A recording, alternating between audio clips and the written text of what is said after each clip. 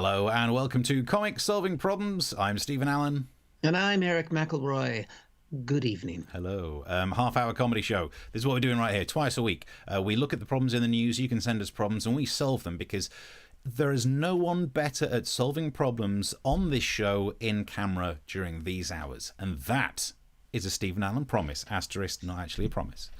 So you can message wherever you like. We'll put the little thing up as well, so you can get subscribed to the YouTube for all the previous episodes, the clips, and all future episodes as well. And if you're sitting down now, you get your drink, maybe with some popcorn. I don't know what you're doing. Maybe you're watching it on YouTube, you're slinging it up to the TV to make it more like a televisual entertainment experience. You can also share the link in whichever medium you're watching this. Spread the link around. Spread it.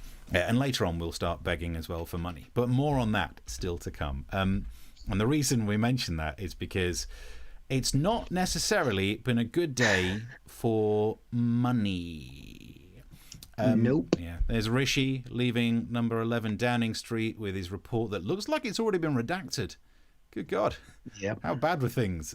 So it's truth. He gave us his little latest on that. What's your take on it, Eric?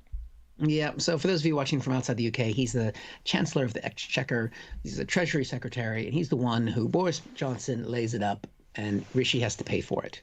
So it's kind of like me and my wife. I'm like, that's a good idea. She's like, how are we going to budget this, sweetheart? Nice. And the way he's budgeted, because Boris Johnson announced this week that we're going to have a semi-lockdown for the next 6 months. So the question became, how are people like ourselves, whose industry is basically kind of bearing the brunt end of the shutdown, because live gigs can't occur if they continue after 10 o'clock in a lot of venues. A lot of gigs aren't happening anyway, because for some reason, people don't want to sit in a confined space and laugh out loud with a disease that's mostly spread by aerosol. Makes no sense. I don't know what's wrong with the general public. Yeah. Idiots. So we thought there'd been a very, a semi-decent self-employment grant, because you're self-employed. Yep. A lot of us are self-employed in the industry. We've been getting 70-80% of what our previous earnings were, which, to be fair, I'd take that on a good year. And he said, how much are you going to get next time around? 20%.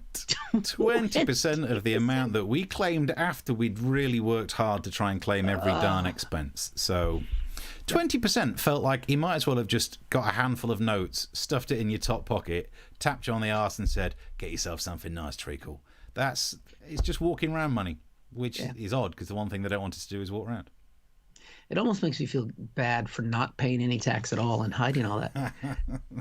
I don't really want to talk about that, but I mean, it is. I don't understand. So, because if you're in a sector that's continued to be impacted by this disease, and we are, and understandably, I mean, I don't want people to get sick just because they come and see me. I mean, they'll feel sick after they see me, but for different reasons. Yeah. And so, okay, fine. I'm willing to make a sacrifice to not gig as much, and everything will come back, and one way or another, we will get through this. But then to say, well, so what are we supposed to? I mean. For the other 80%, are we supposed to just stand on the street corner and tell jokes?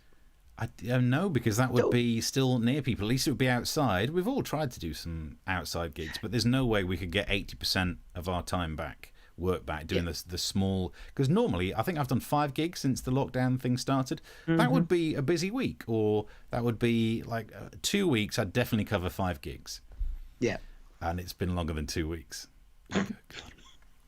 But I mean, this shouldn't just be a moan about from the point of view of self-employed. And I know we've got a lot of self-employed people who watch this stuff. And I mentioned earlier on Twitter that when I sat down to watch that moment, I looked at that screen and realised it felt like going to the reading of a will from a relative who really couldn't stand you.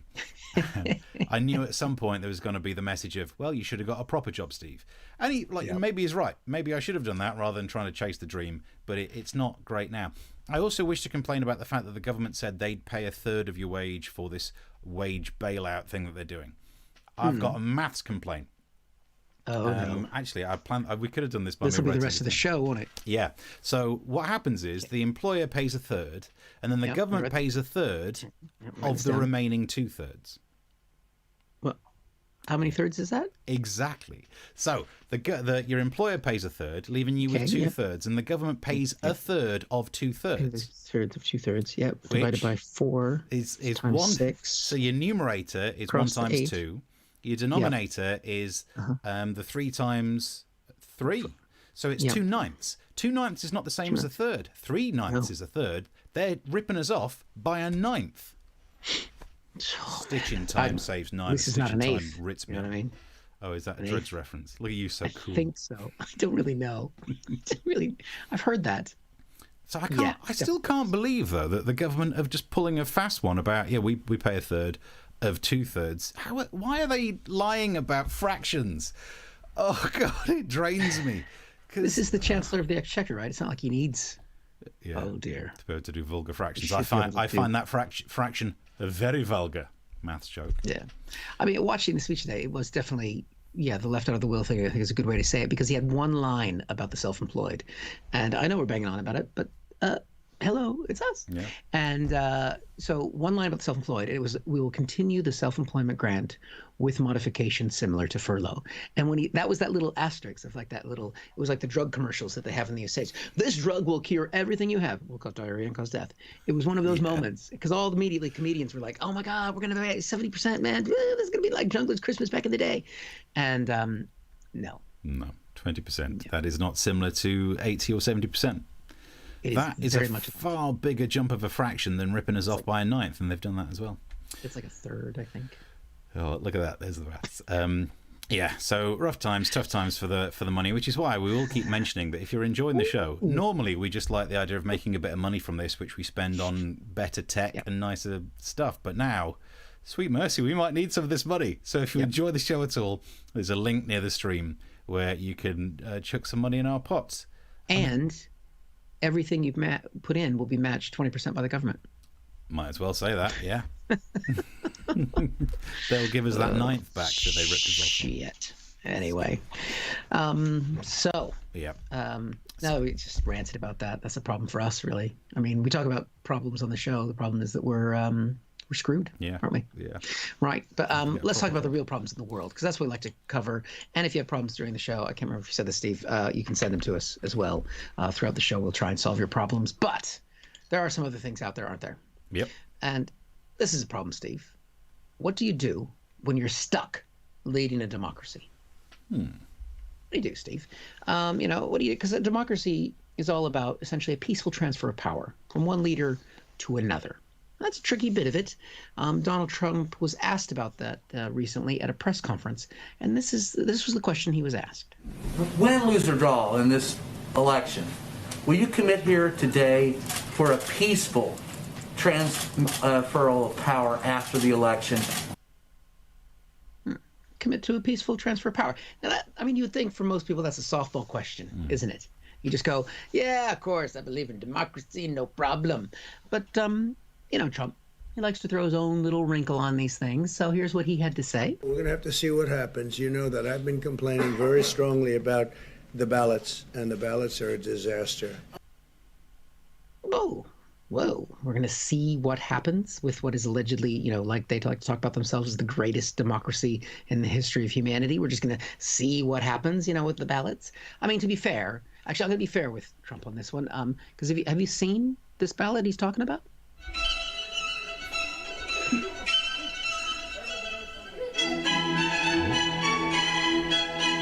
Oh, that is some bad ballot, Steve. That's a nasty ballot, yeah. You gotta watch out for those girls. That's not what he was talking about. I don't want to. He wasn't. What were you Googling for, by the way, to even find that clip? I don't. What are they? We'll talk about that separately. Trump was talking about the upcoming presidential election. Now, he's railed on a lot about this imaginary voter fraud and about, bad ballots and good ballots and the type of, ballots that are out there, but he does have a solution to it. Basically, to just, essentially get rid of it. Here's his solution. Get rid of the ballots, and we'll have a very peaceful. There won't be a transfer, frankly. There'll be a continuation. Oh, God. There you go. That's it. That's the president of the United States essentially saying, we don't really need an election. And this isn't the first time he said something like this. He was saying if the economy had been going as well as it had been going before COVID, that we wouldn't have needed an election at all. That things would have been so good he could just stay in power. Now, I know this is a comedy show. I don't like to get serious. Anytime you get it sincere, I would just want to punch myself in the face or get kicked in the stomach by a young girl in a tutu. But what he is saying is an attack on the foundation of what makes a democracy function, is that the one leader loses and accepts that he loses, or she loses eventually, and moves on, like what Hillary Clinton did. She won the popular vote, but she accepted that the American system said that she has to, move on. Now you think, like, how did Hitler ever get in power? How did these other countries fall apart? This is how. And you realize how simple it is basically when the person who's in power loses, and they say, well, you're supposed to go now, and they just go, no, not going to do it. And it's just the powerlessness of what? Well, but you're supposed to. And then you just go, no, I don't want to go. And then everybody just goes, oh, shit, there's nothing we can do. That's what's going to happen. There's nothing we can do to make Trump leave, except there might be this one thing. I have to leave for an emergency phone call. That's it. American democracy's not that much in trouble. I mean, that was the same press conference where he's like, there might not be any transfer of power at all. I have to transfer the phone. Maybe the White House operator's, off for the days. He's covered for. Now, you have to think, he left the press conference after that. Who was so important that he had to take that call? We got it here. Hey, Donnie, how's it going? What's the shizzle? I'm not interrupting anything important, am I? Nice.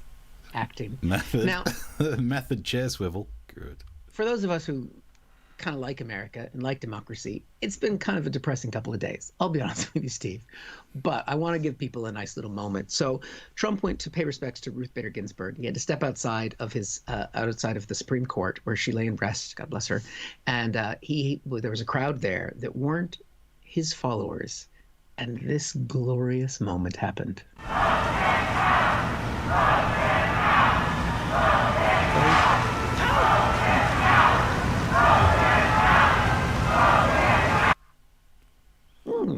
So he didn't stay out there for very long.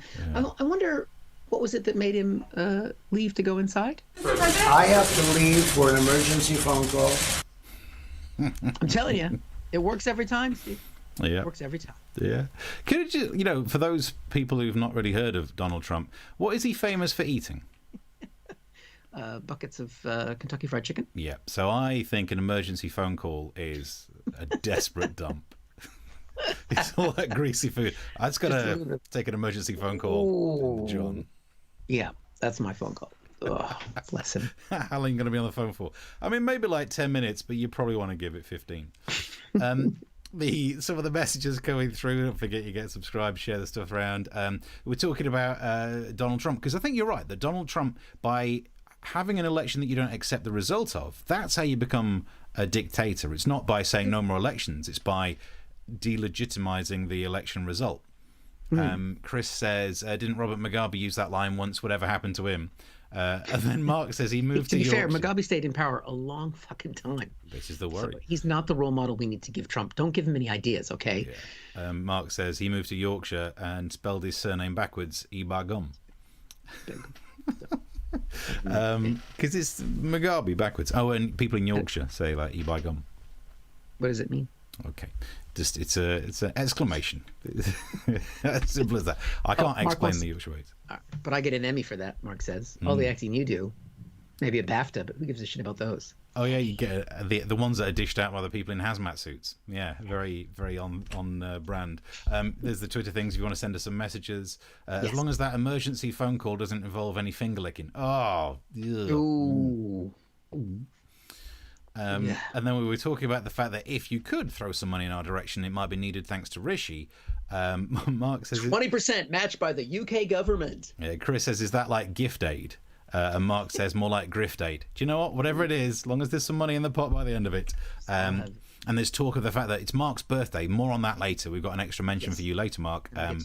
But I suppose that means you could do the gift part of it. I'm sure you've had some of those. Send us some aid. You get the gifts. We'll get the aid. No, hang on.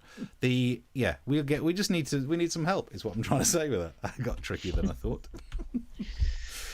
Right. So another problem, Steve. Yeah.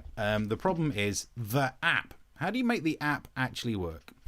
Matt Hancock has been trying. He spent all morning going on various media outlets. Although when he was on Sky, It was an awkward moment when Kay Burley asked him why he was no longer doing that thing before they went on air that she really enjoyed.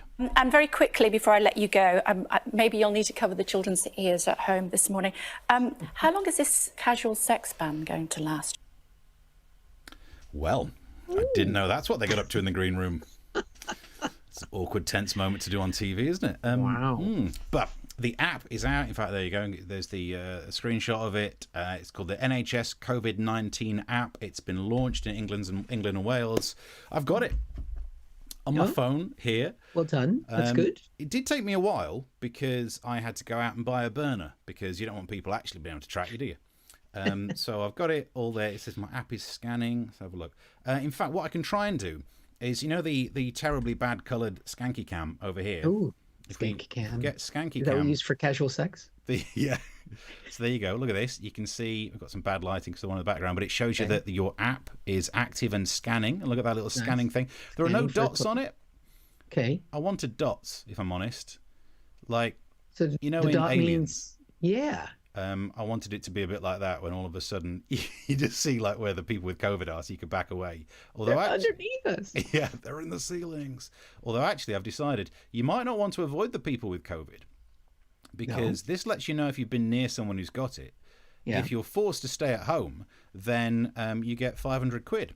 So that might be one way to get some money out of Rishi. Cha-ching. I'll take this phone, leave it near the local hospital, see if I'm near anyone who's got a bit of the COVIDs. Yeah. See if I can get it sorted out. Nice. It's probably the only way to make any money out of it. The app, it's nice that you've got it. It also means that you can do things like, as you may have seen then, you can check your symptoms, you can check into venues, got a QR code scanner, the latest advice. Also, I do like the thing down the bottom, you can just turn off contact tracing. Well, that makes it so much better. It tells you what your threat's like in your local area. Mine's currently medium. I'm not sure if that's great or not. But all day, people have been talking about this on the news, and they've been doing these explainer special reports on it.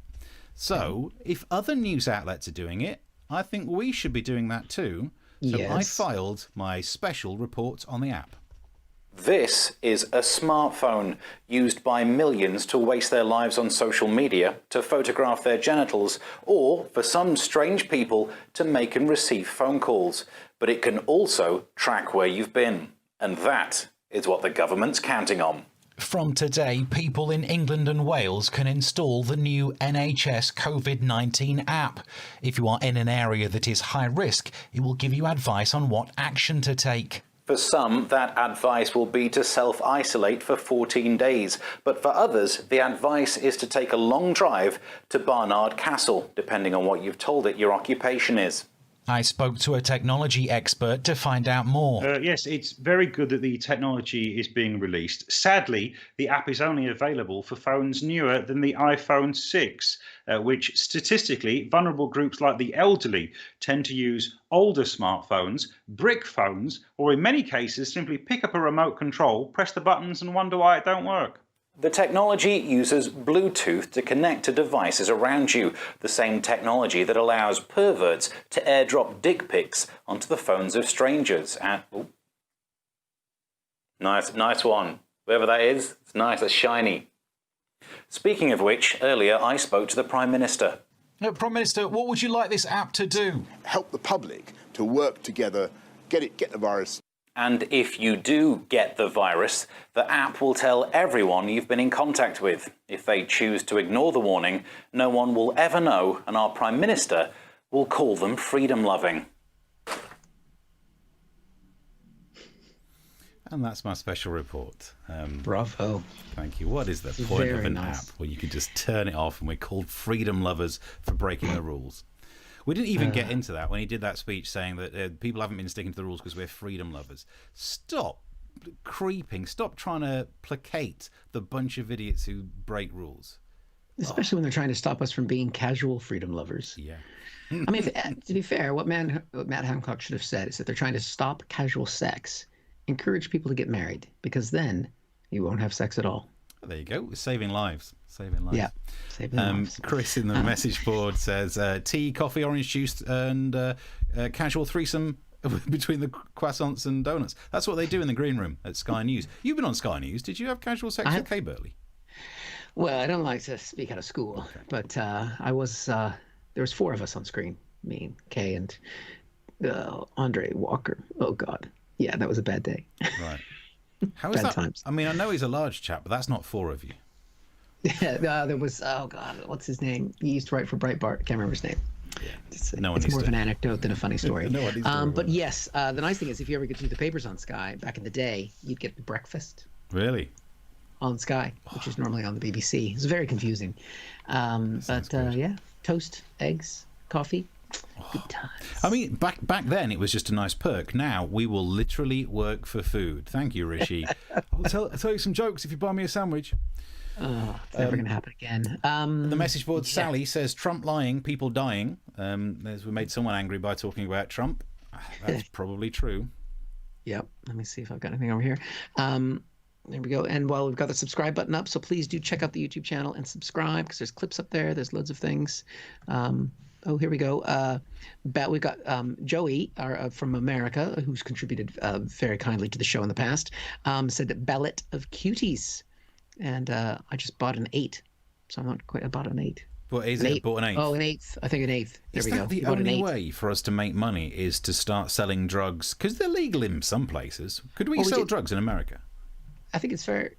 You can sell marijuana. We are setting up a Patreon page. We're going to go down that path and figure that out. And it did say I did select that we weren't going to do nudes. So maybe that was a poor choice.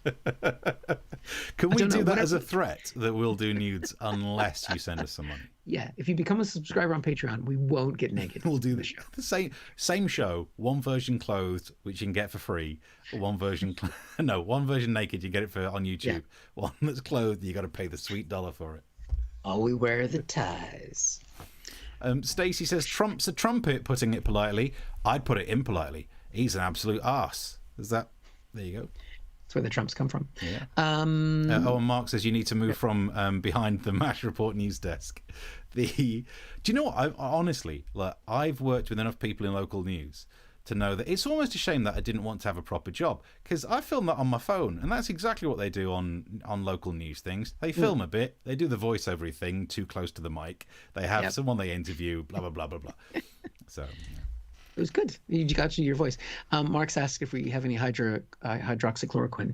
Look, we could sell Trump doesn't even talk about it anymore, and I can say it now, which is fucking infuriating. Hydroxychloroquine. And yes, Stacey, I do agree they should legalize marijuana in the UK because that means I can smoke the joint that someone gave me at a gig. You kept it. I think that's what I'm holding this for someone. I haven't. It's totally gone. I just destroyed it. I gave it to the police. It's destroyed gone. it, burnt it slowly, one at a time. Slowly. Right. Okay. Should we solve another problem? On to the next problem. Show's flying by. Kind of along the same themes of what we were just talking about with the app. Because one of the big areas of spread are going to be college students who've been going back to university over the past few weeks all over the world. So how do you control the spread of COVID-19 amongst university students? Now, there's been lots of ideas because we want people to go to university. It's important for the economy. It's important for their learning. It's a big part of their experience. So here's one suggestion from the British government that we've got here. Basically, Matt Hancock, the health minister, said, don't let the students go home at Christmas. So now, I remember my time at university, Steve. I mean, I had a really good time at university. Did you enjoy your time at university? It was good times. Yeah. I mean, I did. I worked more than everyone else I knew because I stupidly did a chemistry course. So we had more lab hours than I had a friend who did a history degree who had 4 hours of lectures a week. Yeah. Oh, I wish I'd have done that. Theater major. I spent my senior year coloring in pictures of the statues around campus. And I remember talking to people who had studied real subjects like you. But look where we both ended up, getting 20% from the vice chancellor of the exchequer. Now, if someone had told me when I was at university, you know what you can't do? You can't go home for Christmas.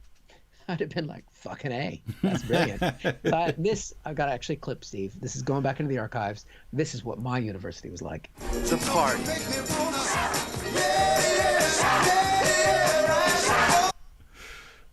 You've changed a bit since then, but I can see the resemblance. Bringing back the memories. I tell you, those are some good times. Now, it's not just that they're looking at maybe in England saying that people can't go home because they're worried about the spread of the virus. This has been the solution that's been proposed in Scotland, of all places. Scots students told not to go to the pubs. Now, these are students, and this is Scotland. Yeah. The only reason to be a student in Scotland is to go to the pub. Yeah.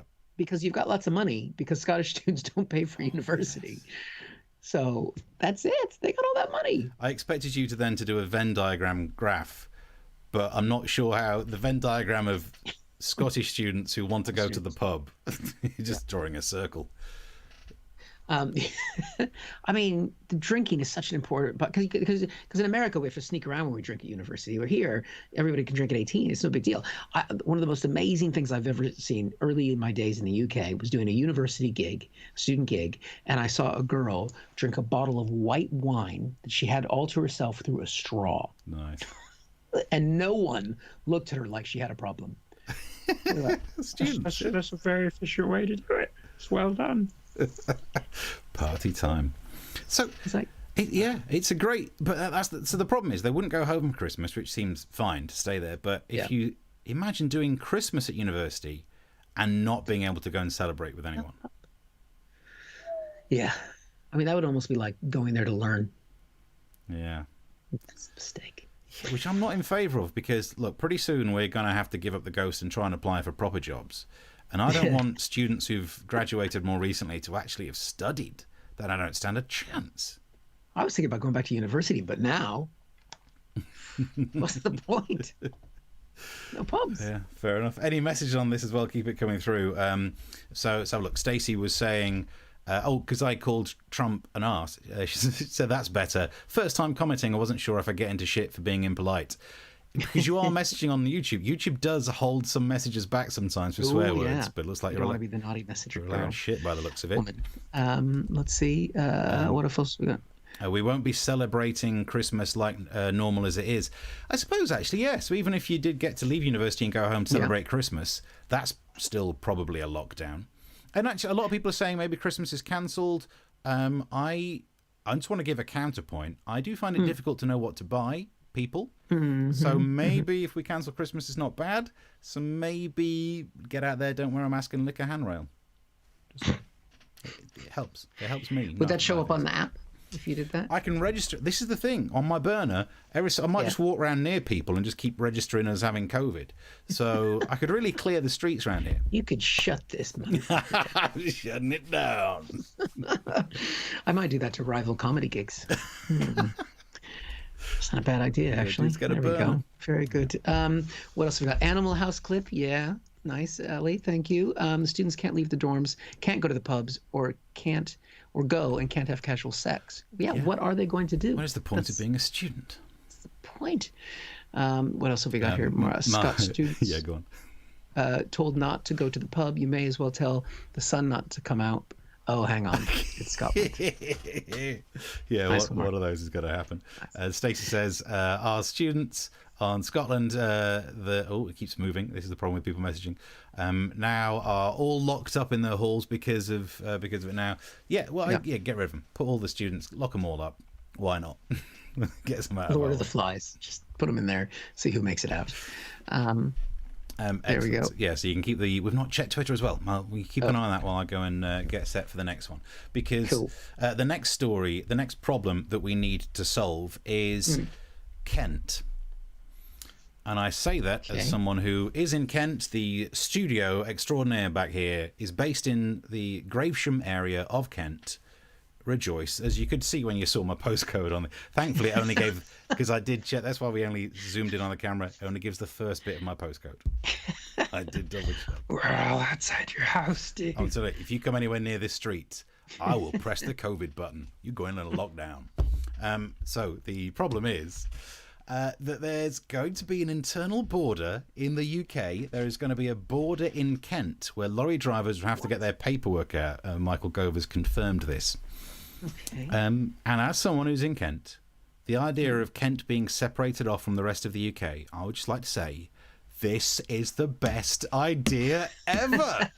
Yes. Why weren't we doing this before? If we could get some of the lorry drivers off the roads, maybe if there's some sort of scheme where without paperwork, lorry drivers aren't allowed on the M25, and with paperwork, you've got to be on the inside lane. I could have saved years from my life not having to queue for that damn tunnel. Oh, the bane of my existence, lorry drivers. I'm all for it. Shut this system down. Make them go down to Portsmouth and get on a ferry. Let's clear the roads up here. That's what I'm saying. It's a good way of doing it. Now there would be some problems, because if we effectively move the UK border to the north of Kent, it would have a couple of impacts. One would be any of the migrants crossing the Channel to get into the UK would then have to make their way across Kent, and then there'd be a Sangat style camp in Orpington, which actually would improve Orpington. So it's win-win. Poor old Orpington. I don't know why I picked on that. It's a great name. Yeah, so that's where that nudist place was when I did a gig. If they'd have paid more, I would have kept the clothes on. But in terms of places that we've got going off in Kent, people seem to be liking the idea. This is the local newspaper who said that they started thinking about what would an independent Kent look like, according to the local newspaper, or indeed state broadcaster, as they're trying to become. Kexit. Yeah, Kexit. So I'm all for it. I'd break off. This is actually almost like the end result of Brexit, isn't it? That it's going to make people want to. If you disagree with people in a bigger union, you'll think, well, we'll just make it on our own. And which leads us to birthday boy Mark, who actually tweeted as a joke, and this is the best joke on this topic. He tweeted saying, "Police to stop lorries without permits entering Kent in new internal border. The irony is, Kent is the only place in the UK with a deal." That is a very good joke. Boom. Good capitalisation on the D, which explains it. And it's his birthday today, so we just wanted to say happy birthday to Mark. He sent us this picture earlier on. Look at that, having a bit of cake, taking a sample in to be tested. Is that rosé? What's going on there? And also, we mentioned this earlier, and Eric didn't want me to point. I'm going to zoom in on the cake. Oh, God. That is the most erotic-looking cake I've ever seen. Look at that. I do realise maybe it's not erotic to anyone else. It's just that I've been on a low-carb diet for 2 weeks now, so I'm looking at that. I'm like, oh. All right, that's fine. The things I do to that cake. I have to say, Mark did send us that picture, and he was drinking before noon. Yeah, congratulations. So, the fact that you made it to watch the show is pretty impressive. What was it, Iron Brew and gin, or Iron Brew and vodka? I can't remember what the drink was now. Brilliant. Sounds good. And we should explain that joke to anyone not au fait with what happens down in Kent. There is a place on the pier, on the border there on the coast, called Deal. And that's that joke. It's not even the best place name that we've got in Kent. This is one of my favourite screenshots. It's difficult to see, but down the bottom is the hamlet of Ham. Right at the top of the screen, you can see the town of Sandwich.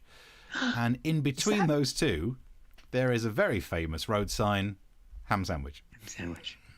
Is that where it comes from? Yeah, that's as in the Earl of Sandwich and the Earl of Ham. The Earl of Ham was a pig, and he was christened Earl. I don't know how you become an Earl. And so and that's how we ended up with ham sandwiches. Interesting side note fact, while we're doing some Kent facts, the idea of Kent being independent wouldn't be the first time it's happened. No. Kent used to be a kingdom back in the day when England was a mixture of different kingdoms. That was 1,273 years ago was the last time that Kent was independent. When those Brexit voters said they wanted to turn the clock back, my God, I think they overshot. Stone Ages. Yeah, so I don't think I can solve the problem of Kent being independent, because probably all for it the way things are going. Why not? Yep. Rum and Iron Brew, says Mark in the comment section. Rum and Iron Brew. Yeah, nice work. Nice. Anthony's joined us. He just realized he was in the wrong chat. So, no. We have been Anthony. testing some other streams. Sorry about this. Yeah. We're testing some other streams for the Brighton Comedy Festival. More on that still to come. And we don't. Yeah, there's loads of chats. So you try and keep up on all of them. They're giving Kent independence, but they won't give it to Scotland. Yep. True, Stacey. But pretty soon, everyone, like Steve said, everyone's going to be independent. I'm going to be independent. I'm going to be independent from Steve. Yeah. I'm just going to see. There's already a borderline. There's already a border. It's right there. Look at that. Really? You pointed the wrong way. I thought about where I was going to point before I thought, where's the door? It's over this shoulder. Point that way. That way. That's how I do it. There you go. So key thing, happy birthday, Mark. And to celebrate, we invite you all to buy us a drink. And we will raise it aloft and cheers to anyone having a birthday. So actually, yeah, happy birthday, Mark. Anyone who watches this, if you have a birthday coming up, send us a message. We'll be able to fit it in. Definitely. Yeah, please do. Let's have a look. Other messages coming through. Chris says we've been trying for years to get the People's Republic of Sheppey. The Isle of Sheppey, on the Isle. You really could go for independence, but you're not an isle all the time, are you? You're not really an isle, but it's kind of. Don't take away. Don't. Let's be positive at the end. Yeah. Come on. Well, I don't know if there's anything else. I've lost, my other computer died, so I can't see the comments now. Let's have a look. It got a good licking. We don't know what we're talking about there, but that I think could the rum and iron brew. Oh no, he's talking about the pudding that he ate. That could be on so many of the topics we've talked about. Oh yeah, that's not something. Got a good look, Mark. We take back the happy birthday. It depends which the topic is. Right, so I think we're all up to date with the comments. Yes. There we go. What else do we need to plug on this? I think we're going to be back next Tuesday and Thursday, of course, at 9 o'clock in the UK or whatever time it is, wherever you are. We are asking to. I mean, we appreciate anyone who's been able to chuck us a drink and that kind of thing. You think, these are two guys we would have gone up to in the past when you could go up to people and we get them a drink for putting the show on. That's great. But also, if you want to just tell people about the show, share the link, say, this is something funny, tweet about it, that kind of thing. We are desperate for praise, and any praise will be matched by the Chancellor to 20% higher. Yeah, so 20% minus a ninth. Yeah, minus 1/9, not an eighth, a ninth. A ninth. They're pulling fast and loose with fractions, damn it. No one knows what a fraction is, Steve. What else was going to say? So you can keep searching. If you've got Amazon Prime, have a little search for Comic Solving Problems. We're going to keep uploading more episodes on there. They're different episodes to the ones you've seen broadcast, but they're like a remix. Yeah. That's a nice way of putting it. So like a little DJ mix. I think they're worth having a watch, even if you've watched the main streaming thing. We're also still available on illegal BitTorrents, the only thing that's legal out there. We've been getting some good download figures. There must be loads of criminals across the world thinking, I'm going to be getting a copy. I shouldn't even say this on the show. It's not illegal that you've downloaded this. Maybe it's not as exciting when it's not illicit. You know what I mean? Don't download it. Only the bad boys download. Anyway, I don't know what I'm talking about now. Yes, so thank you very much for watching. We'll be back next Tuesday at 9 o'clock. And I've been Eric McElroy. I've been Stephen Allen. Yep, till next time. See you later. Bye.